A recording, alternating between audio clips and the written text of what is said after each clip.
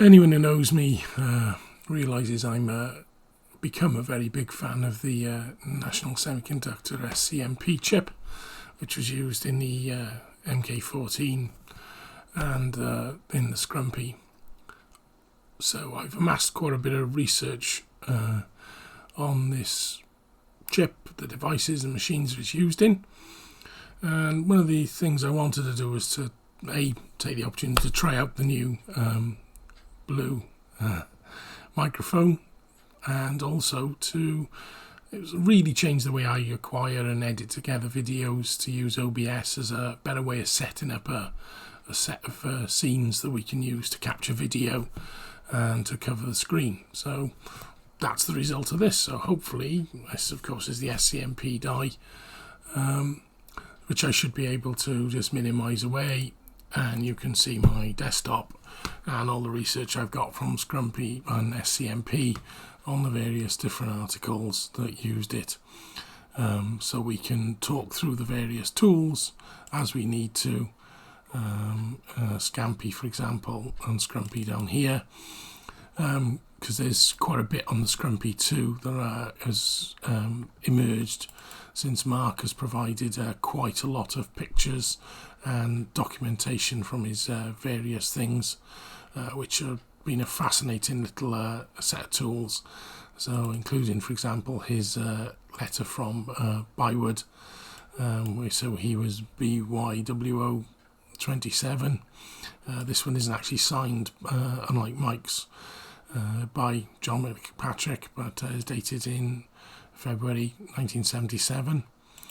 And of course they've sent him an apology letter, which is signed by John, to apologise the letter, the difficulties getting the interface chip, the C173s. So he's one of the first batch to be sent out, and some corrections to his instructions. And he sent a copy of his original instructions, which are considerably written on, much more so than Mike, as he found it. He obviously didn't like the power supply design.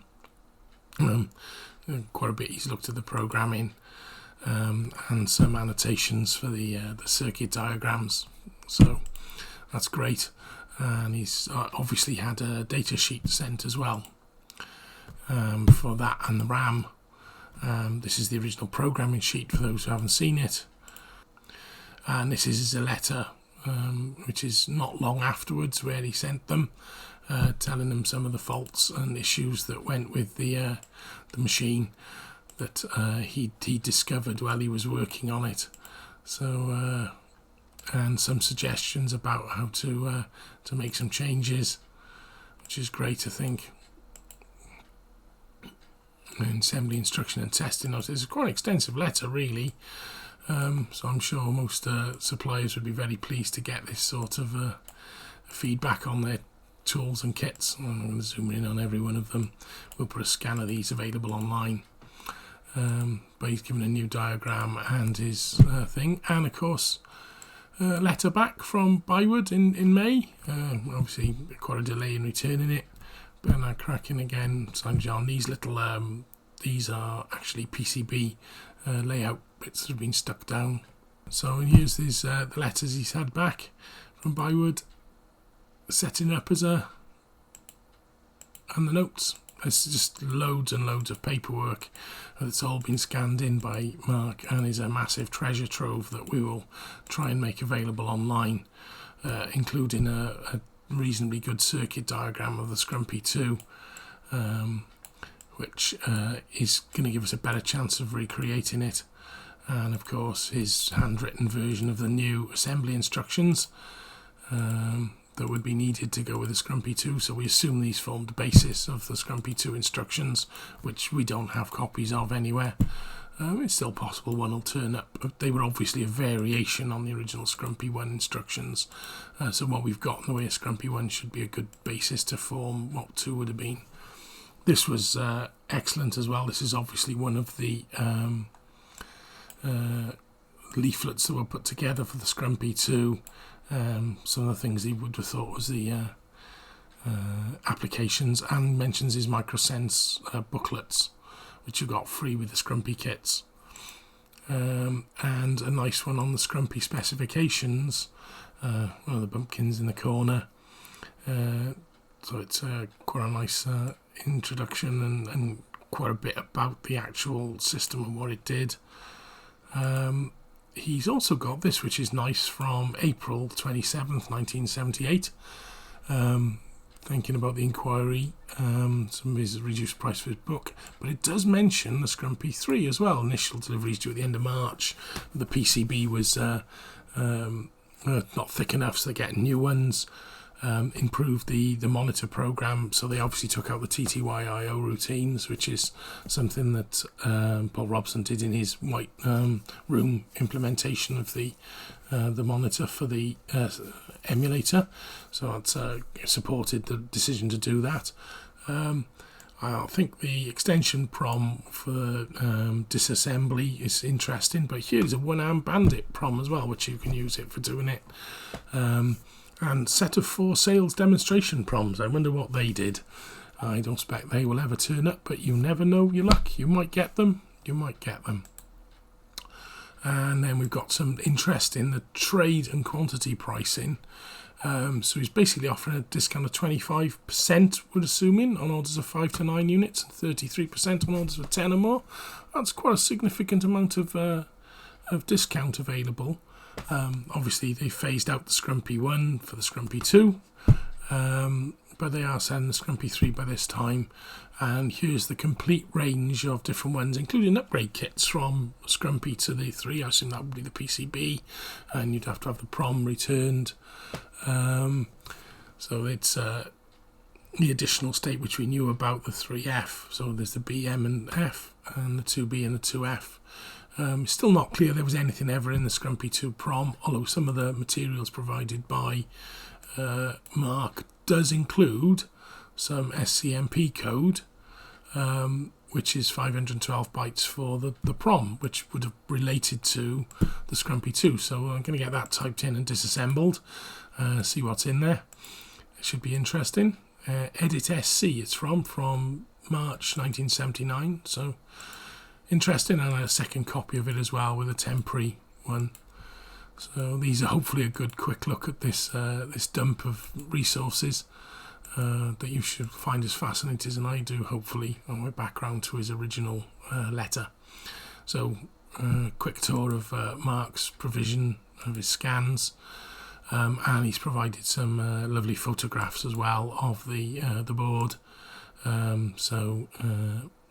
This is the one we originally did without, when the switches were missing on the back of the board, which I've put up on the forum, and he's now put the switches back in, and it's looks a lot better, back to as it should be. This has got a lot of mods he's added to it, and this extra chip has been wired up for something, so there's quite a bit to be dealt with, but we'll have to see what's in his PROM.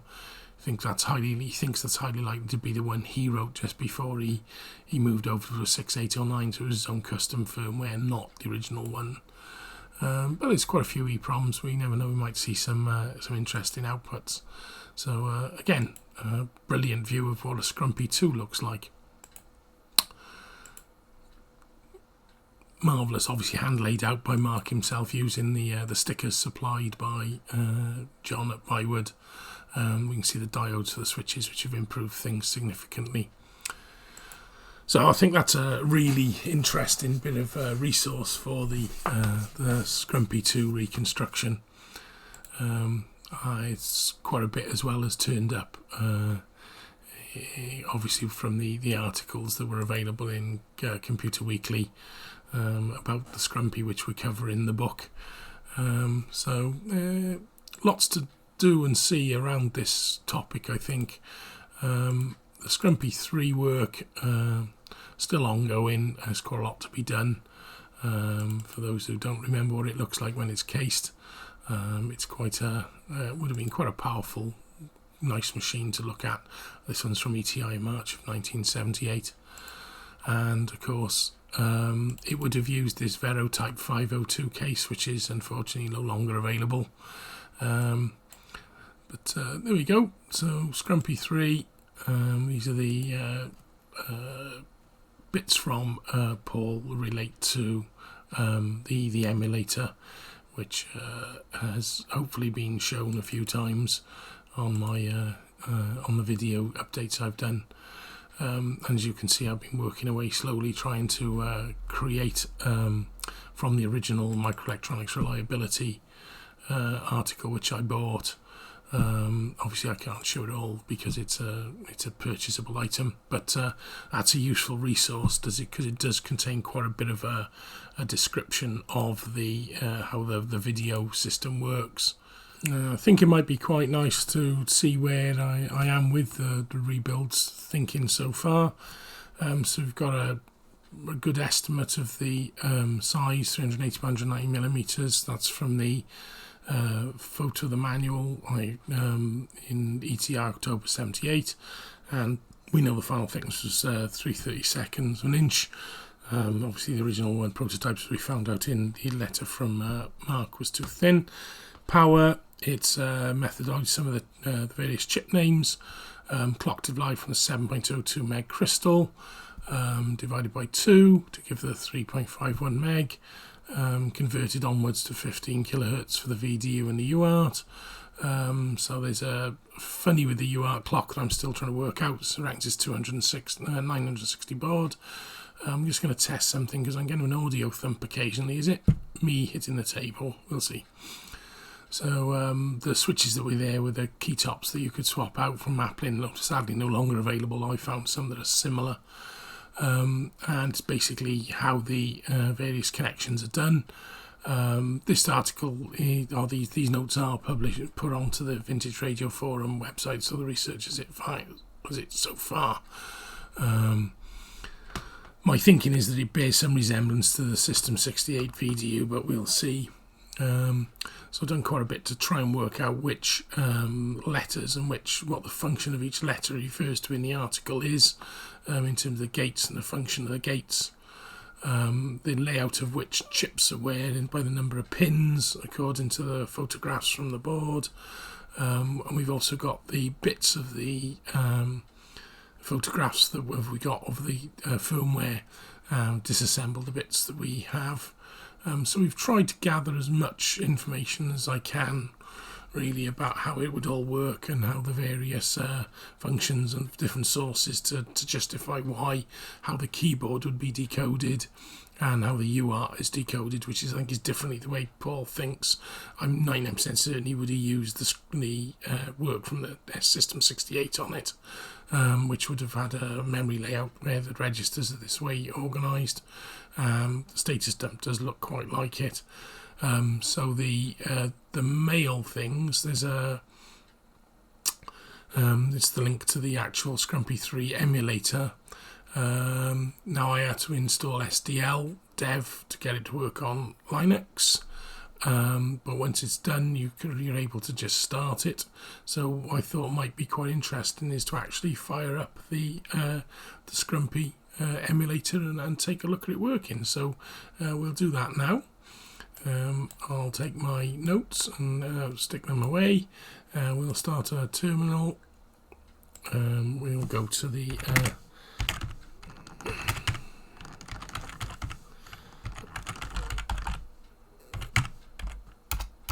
and hopefully in here we have a and I should just be able to do a start. Nope, why does it not work? I probably need to be in the emulator.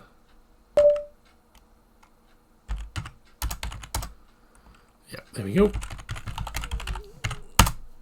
And hopefully this will start the SCRUMPI emulator going. Right, so this is actually now paused at the position where it's being usable. So I was moving the notes out the way. It's the F5 key in the emulator. It's now running. So it's got Paul Robson's little hint on it, but what we can do is make it look a little bit like the screen that was done. So if we do a simple program, so if I insert at 7F80 a 3F command, so that's inserting a byte on there, which is an XPPC P3, which basically just goes back into the jumps to the location in the P3.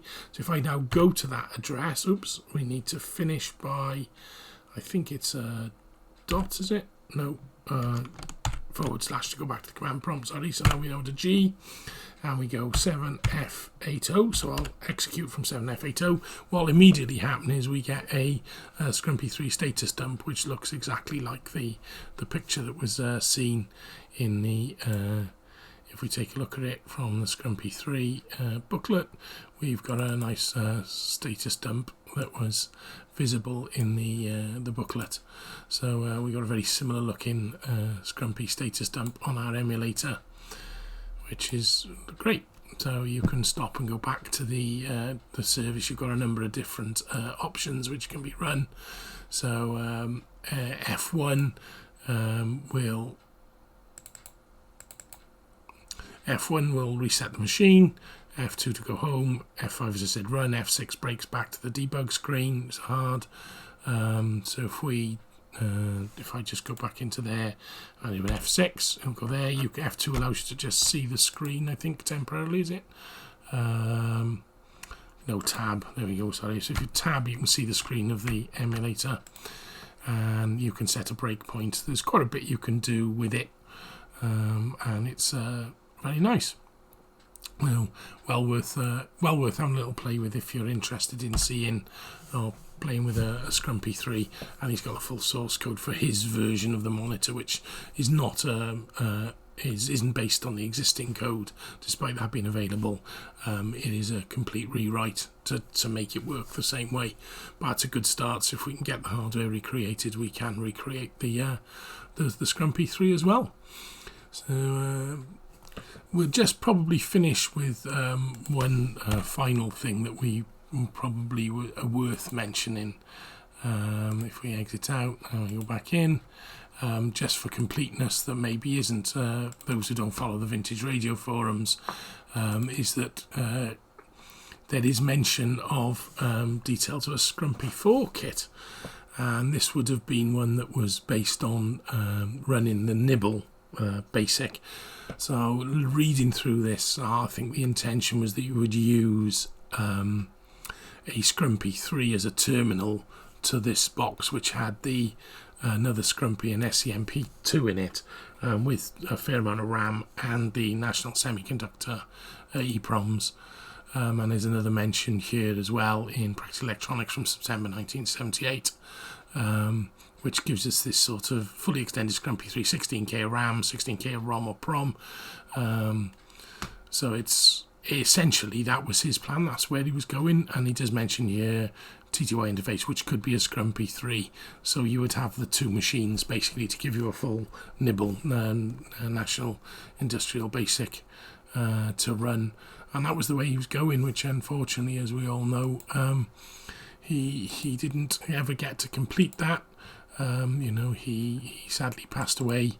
There were quite a few announcements of that. I'm not sure this one is from Computer Weekly, January the 11th, so 1979. And he never really got there. So at the time SCRUMPI 4 was on the stocks, it is mentioned in that. So all the way through. So hopefully that's been a useful pickup to where we are to date with the SCRUMPI work.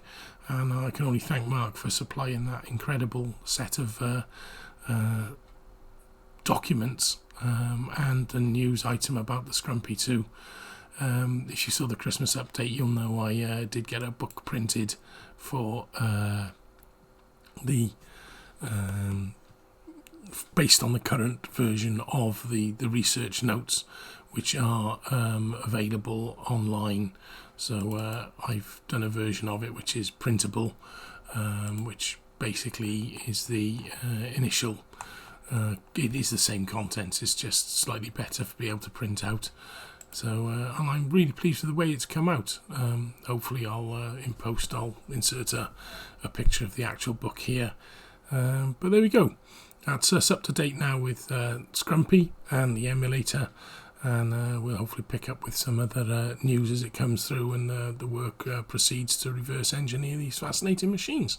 So hopefully the audio's been a bit better, and thank you to my Secret Santa supplier for the new microphone. It's really quite an improvement. I'm Tim Gilbert, and this is my channel on retro computing.